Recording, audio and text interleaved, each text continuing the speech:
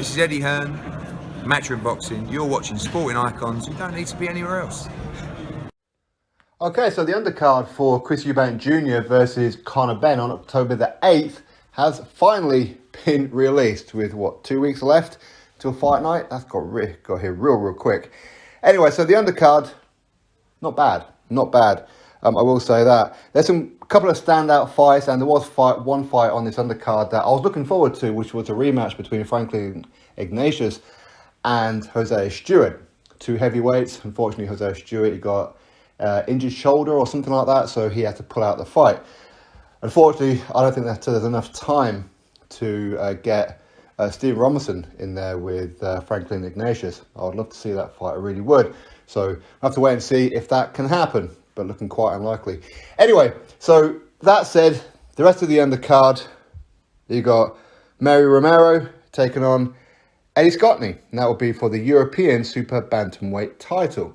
Eddie Scotney, I love Eddie Scotney. I think Eddie Scotney is a phenomenal talent, 5-0. Hopefully she gets to win. I'm sure she will.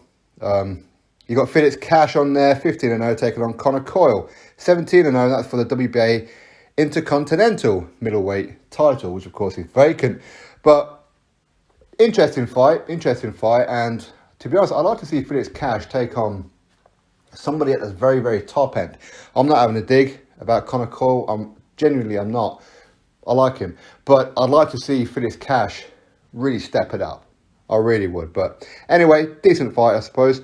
Galao Yafai, in only his third fight, he'll be defending his WBC International Flyweight title against Gohan Rodriguez Garcia. I don't know who he is, but he's a 12-1. So again, this is what Olympians should be doing. If you're a decorated Olympian like Yafai is, these are the kind of fights you should be taking.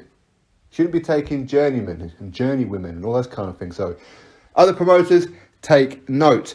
Harlem Eubank, of course, cousin of Chris Eubank, he's going to be taking on David Martin Campillo. Chloe Watson, I love Chloe Watson, absolutely love Chloe Watson, even though she did tell me in Newcastle, yeah, okay, no worries, I'll do the interview with you in a second, I've just got to go get my things checked out real quick, I'll be back in a minute. Never did. Chloe, what's going on? Anyway, I like Chloe Watson, trained by Ricky Hatton. I believe that she's good friends with Georgia O'Connor.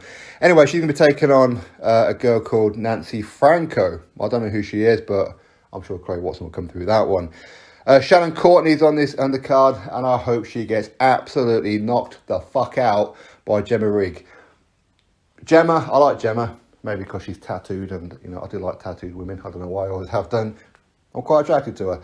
But Shannon, I don't like Shannon at all. I don't like her bullshit excuses of, I'm on a period, and look, absolute waste woman. I don't like her at all. I hope she gets knocked out. Lyndon Arthur is also going to be on this card. Again, quick turnaround for him, considering that he only fought not so long ago. So that is the undercard right now. Is there room for another fight or two on there? Maybe. So we'll have to wait and see. But either way, I think most people for this particular card are tuning in for the main event. It's not necessarily going to be for the undercard, but me, I like undercards. Unfortunately, this undercard isn't as good as what Matchroom have put on in the past, but Matchroom, they are somewhat on the slide a little bit when it comes to undercards. I'm sure they're pretty good abroad, but I'm giving you from a UK perspective on UK fight cards. But anyway, it's not bad. We've seen far worse this year, that is for sure. So that's the undercard. At long last, it has finally been released. Drop your thoughts below. Click thumbs up, subscribe. Catch you next video.